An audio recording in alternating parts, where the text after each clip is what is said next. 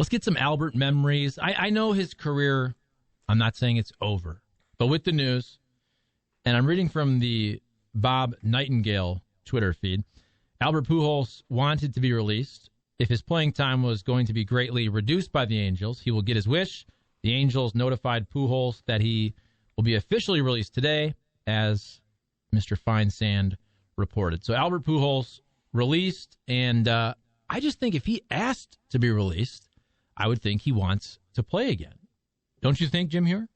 I do. And it's interesting because, 10 minutes ago when I first heard the news, I was like, nobody releases a Hall of Famer. What the heck are they thinking, right? I was like, shame on them. And then we hear this news.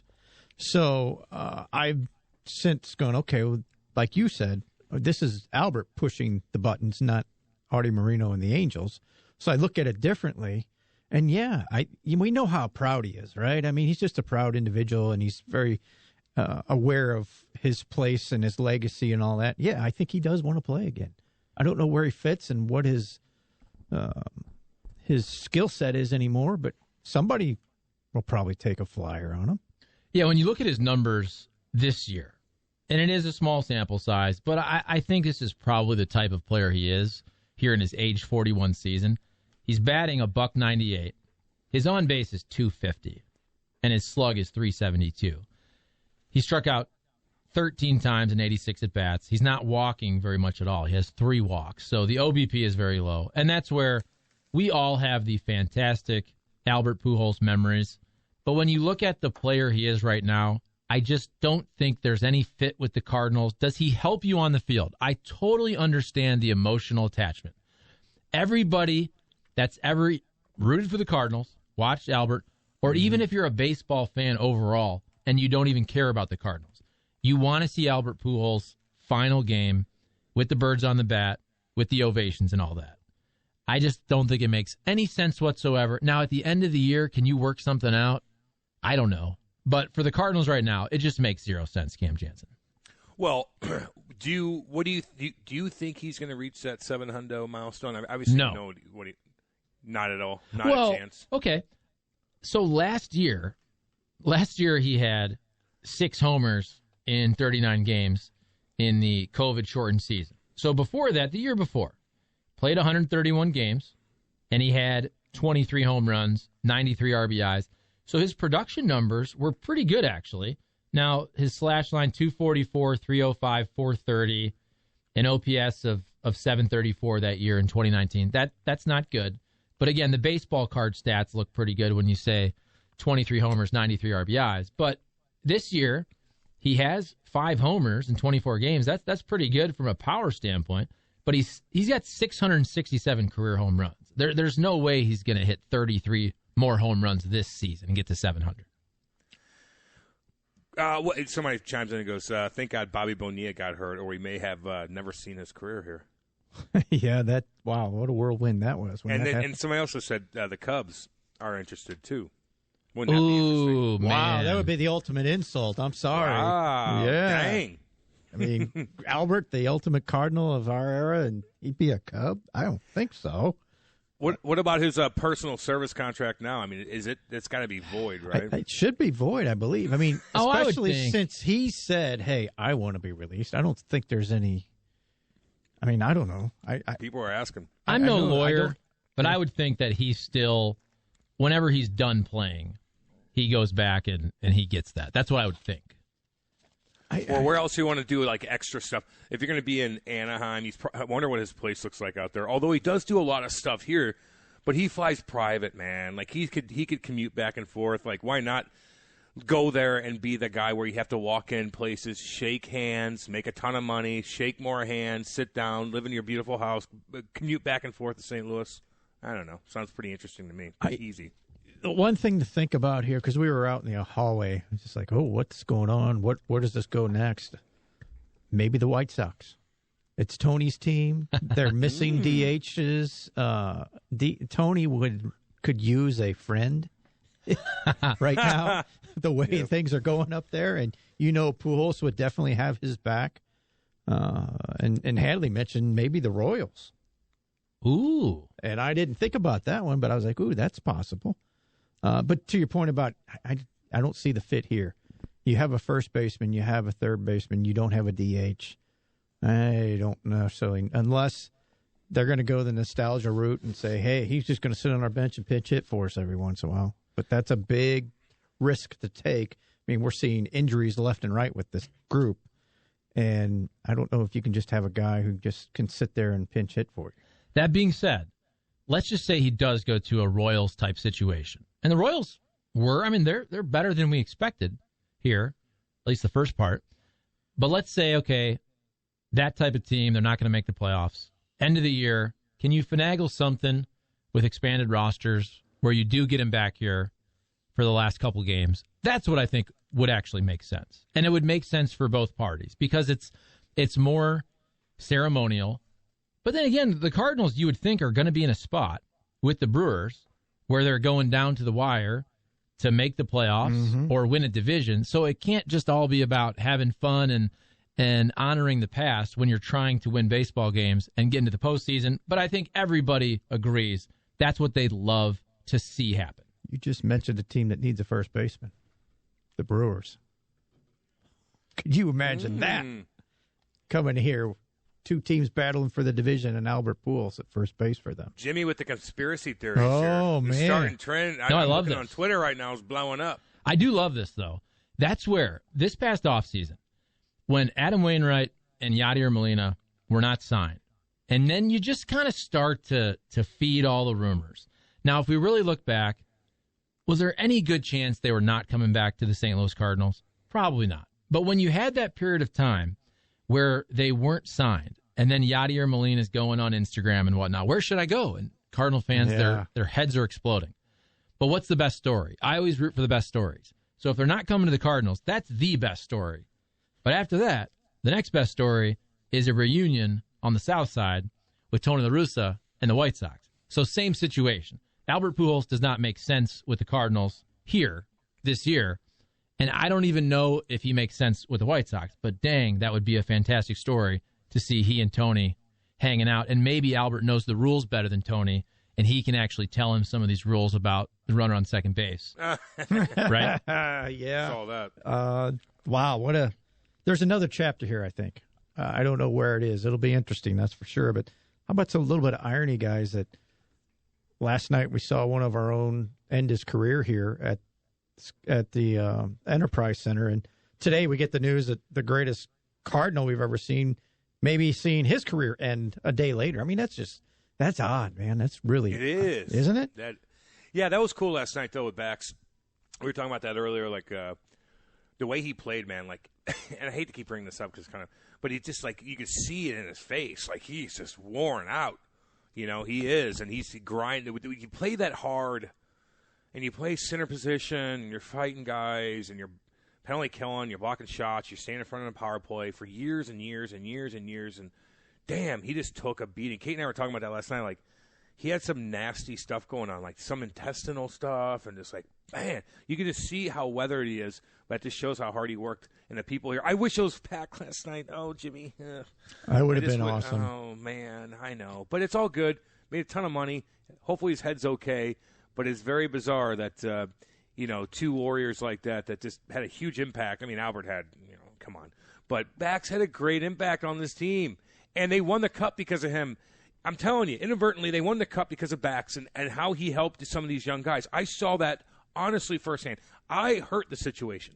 Bax helped the situation. Perry roomed with me. He didn't learn a damn thing. He got worse at hockey, okay? When he roomed with Bax and Bax took him, and helped him out and stuff like that, he got better. And I'm kind of serious on that. Like, he just did great things.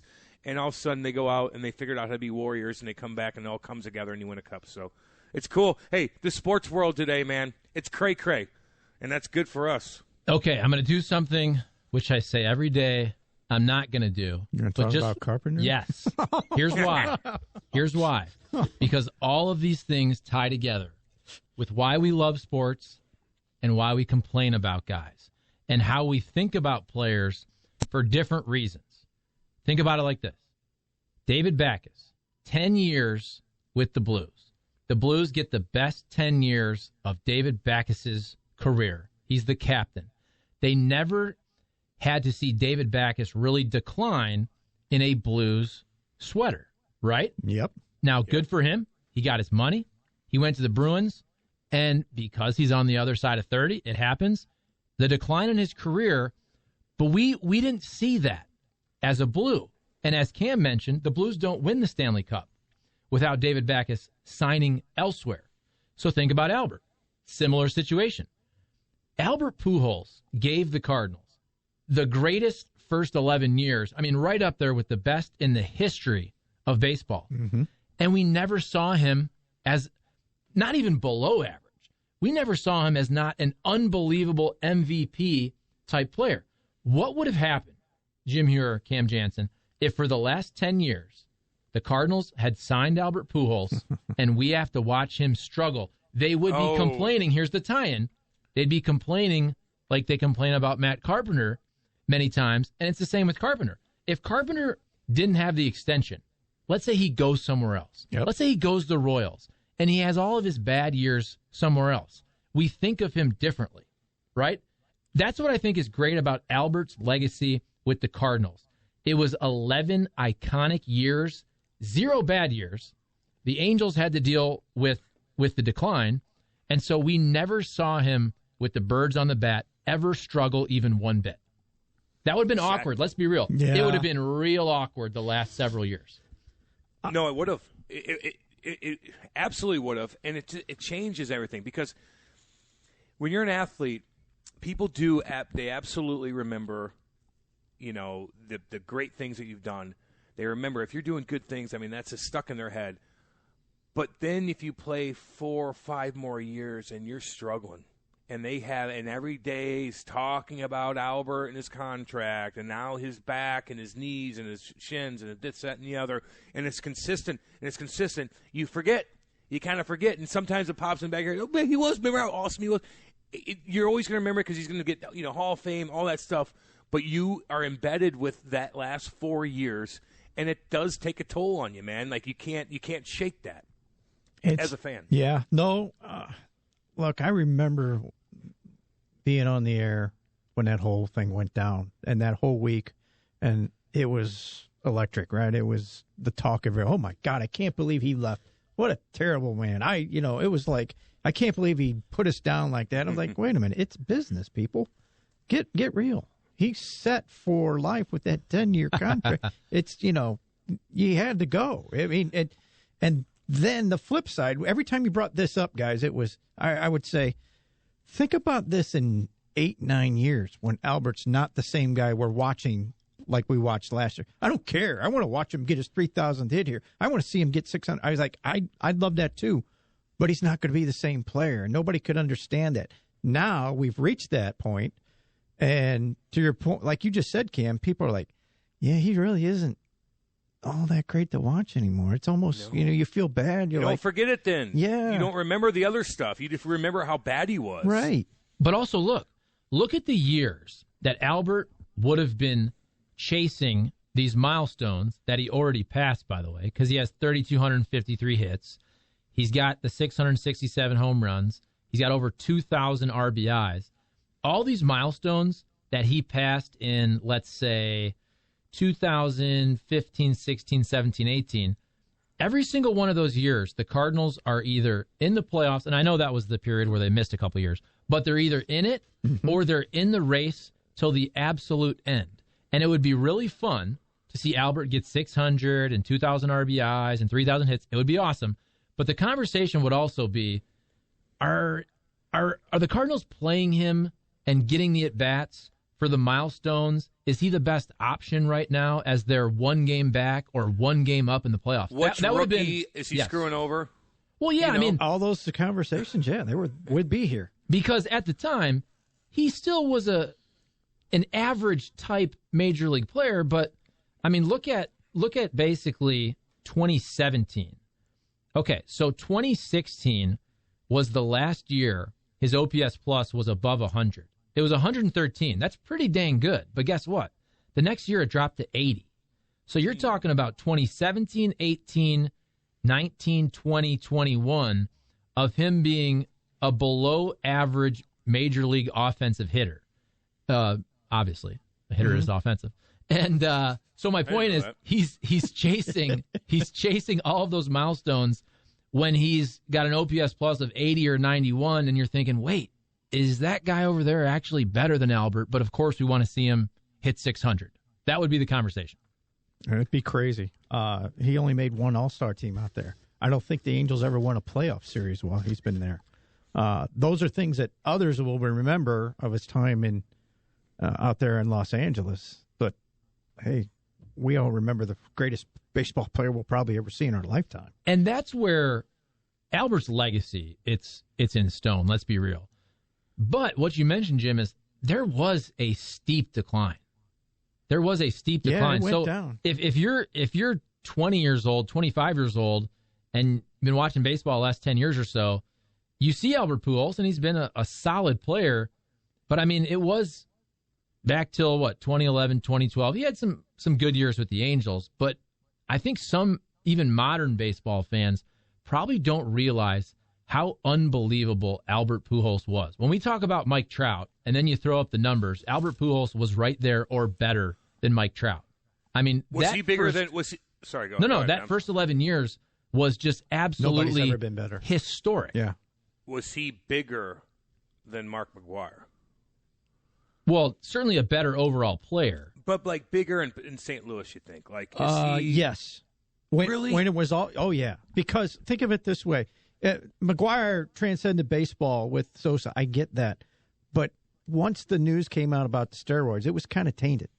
It kind of knocked him down a little bit. Nothing that Albert did after knocked him down. He was, I mean, everything about him was first rate, on the field, off the field. So from that standpoint, I would definitely say yes. But at their peak, I think Mark McGwire, at anybody's peak, even throughout all the years with the Cardinals, that moment with Mark McGwire brought more attention to the Cardinals than anybody else in any other moment, you think? Or even with all the is that a reasonable question? No, well, it's not just the Cardinals. Remember, that was baseball. That saved baseball. Yeah. Baseball, you had to strike. Exactly. 94, they come back 95. A lot of fans were really ticked off. And McGwire and Sosa captivated the entire world, really, with that home run chase. Okay. Yeah, I mean, it was. I remember, I specifically remember watching that with my parents at the Blue Collar Party Eureka. I remember that. And I watched baseball with them. I love it. They're smiling. We've discussed this with Trout, with LeBron James in basketball, where you're such a great player that they find reasons to not give you the MVP award. That was Albert for his first 10 or 11 years. He probably should have won MVP. Yeah. Right. You had Bonds there for a while. But you're right. It was like, I can't give it to Albert again. Who's having a really good year? And Albert had the 3 MVPs, but he had how many second places? 1, 2, 3. He had 4 second place finishes. I mean, he was top 5. He was 4th in the MVP his rookie year. So for that period of time, and I know that was towards the tail end of Bonds, and also we look at Bonds differently, let's be real. Yeah. Knowing what we know.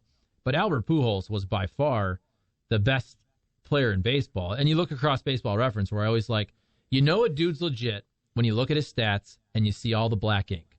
Because all the categories, honestly, that he led the league. And you look at Albert leading the league in runs 5 times, hits once, doubles once, homers a couple times, RBI once, batting average, OBP once, slug 3 times, OPS 3 times, OPS plus 4 times, total bases 4 times. The list goes on and on and on. I mean, when you're leading the league in all of those important categories, we probably also don't even talk enough about Albert Pujols defensively and as a base runner. And I know, great base runner. Yeah. Now we'll laugh. People will laugh because some of those snapshot moments are him running through stop signs, and he loved to do that. Yes, he did. But I will say this. I remember watching Albert when I got here, so it was 8, 9, 10, 11. It was 4 years I got to watch him. And I remember when you're looking at him in the field at first base, when you're watching him run the bases, he was as aggressive as a baseball player as you'll ever see. There's a lot of first basemen that are afraid to throw the baseball. Let's be real. Mm-hmm. They're hitters. They don't really have a position. Okay, we'll put him at first. Albert Pujols was aggressive charging balls. He was going to get the lead runner. He was not afraid whatsoever to throw home, to start the double play, whereas some first basemen are like, okay, I'm going to take the easy out here. Albert played the entire game of baseball so aggressive that he was forcing his opponent to make mistakes. And that is a great way to play baseball. Jubu's Rum chimes in and goes, if Pujols stayed, maybe no Molina, Goldie, or Arenado. Right. Probably. Yeah. And the interesting thing is, I'll say this, they made the right choice by keeping Yachty instead of Albert. I really believe that. Yeah. He's meant more, and that people are going to not like that, but that's true. Look where Yachty's performance has gotten better or stayed the same, and Albert, we know where he's at right now. Oh, yes. Albert Pujols, the last 5 years, it would have been really, really awkward. Now, with Yachty, the awkwardness is more, hey, Yachty, can you take a day? Can you give Carson Kelly or Andrew Kisner a couple at bats? But nobody ever really says Yachty shouldn't be playing because Yachty has consistently, to heck, almost age 39 here, still been a very productive big league catcher, which is amazing because the catching position is so demanding. But Albert, the last 5 years, it would have been very, very awkward. A couple more from the 314 chimes in and goes, if he went to KC, the mobs of Cardinal fans outside and inside the stadium would be crazy. That would be a great publicity stunt for. And he's from there. He that would work. You got Matheny over there. He's from there. Right. That makes some sense. Charlie, how about the back pick play that Albert and Yachty would always do? Exactly. That was maybe one of the best things ever. And that's why. Explain it to the folk that don't understand. Well, no, just there you have two of the most aggressive defenders. That's why people love Yachty as well. Yachty will try to pick you off. Yachty has no fear throwing the ball anywhere, just snapping it anywhere. That's another thing. You see a lot of catchers, all of a sudden, throw the ball, it's out there rolling around right field. Do you ever see that with Yachty? No. Like, off the top of my head, I can't Maybe remember. One time I think it happened, but that's But think about that. It wouldn't be his fault, though. In 17 years, I can't remember a moment where Yachty did the snap throw to first and it didn't go right to the first baseman's glove. Right. Yes, he and Albert had that pick play where you have something with your eyes, you're going to snap back. That's just two guys who played the game of baseball so aggressively. Didn't matter if it was offense, running the bases, defensively. That's why people love both of them so much. LaRusso, they would want him in Chicago. That would be kind of cool. Anything like that drama fest would be awesome. One way or the other, if he tries to go for it and somebody gives him a chance, he finally gets hot. But, man, he was so banged up. I remember him flying in. Honestly, I told you, remember we talked about this, Charlie, flying in for his charity. And he'd play basketball, and he's hurt. But he'd fly into St. Louis and literally go back and down, up and down the court, playing basketball, jumping up, doing this. And we're like, dude. And he's like kind of limping the whole time just to, like, take care of his charity. Ugh. He's a good dude. He is an awesome He's a good individual. Dude. He really is. I don't think the Angels like that too much, but he's a good dude. And you watch him play now, and I've watched a couple of games, not every game, but he's nowhere near the same guy. He's got a limp. He's a big man, too, by the way. I mean, he's not a little dude. He's not, he's got some pounds on him. Yeah, he's not, like, cut up. Right. We talked about David Backus's build, but he's kind of taller and skinnier. But Albert's not, like, proportionally, like, and he never really was, looking. Though, right? I mean, but he was just an unbelievable talent. He could do things that other players could never do. But he got pretty dang strong towards the end of his time with the Cardinals. He was well put together. Yes, he probably could have been leaner, and he had some foot issues where that doesn't help, certainly. If you have a bigger body and the wear and tear and running around, and again, playing the game aggressive like that, if you're running the bases aggressively for 15 years and aggressively charging every ball at first base, and he did play all the time. That's another thing. Think about durability.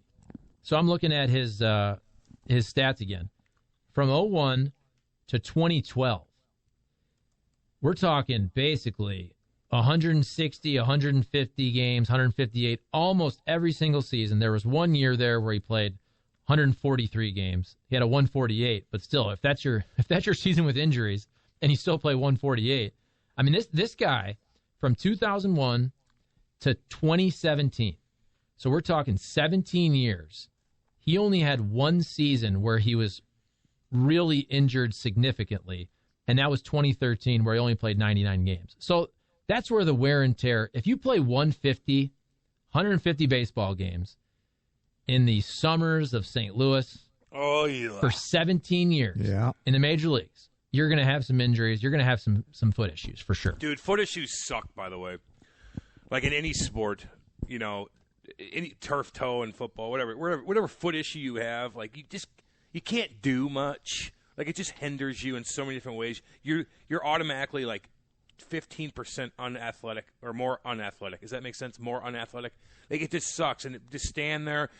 In baseball, like the grind of just standing around on your feet and then doing the same thing. And if you have just like a nagging injury, every damn day there's no rest. Like you don't have enough time to rest anything. All right, boys. Favorite Albert Pujols memory, and then Cam also, if anybody in the text line is throwing that out there. I'll start. Okay. I don't know if I have one though. I mean, there's so many. I was at the game in 2011, the World Series game where he hit the 3 homers. However, if you remember that game, it got real lopsided. It did. So I'm not trying to lessen that milestone, but the 3 homers didn't look, it's hard to hit a home run in a regular season game, let alone the World Series. But that was kind of like, okay, he hit his 3rd one. It was a lopsided game. So that one doesn't stick out to me as much. And I've mentioned this before, but there was a 2-game series against the Cubs. It was about 09 or 010 where he had 2 game-winning homers. Yes. One of them was off Samardzija. And it was like, you're going to let this dude beat you. And he did it. And I believe it was a weekend series. It was. So everybody was here, Cubs in town, packed house. Everybody's all over the place down at Busch having a great time. And Albert Pujols just crushed 2 baseballs and had 2 game-winning homers against the Cubs. And you're thinking to yourself, I get to cover this guy. And I get paid to watch this man do his job, and it's unbelievable.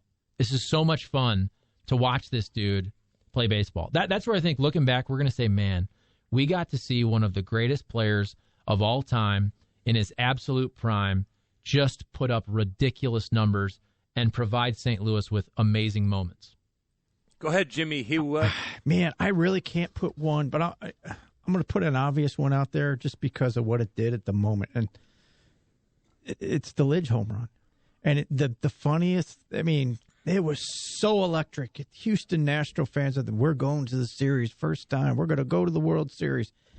And he crushes a ball as hard as I've ever seen.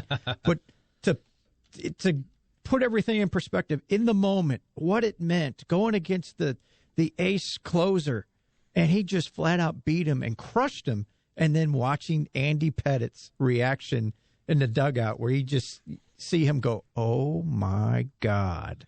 You read his lips, and that ball just sails as far as you've ever seen. I mean, that still will be one of the coolest memories because of everything that was on the line.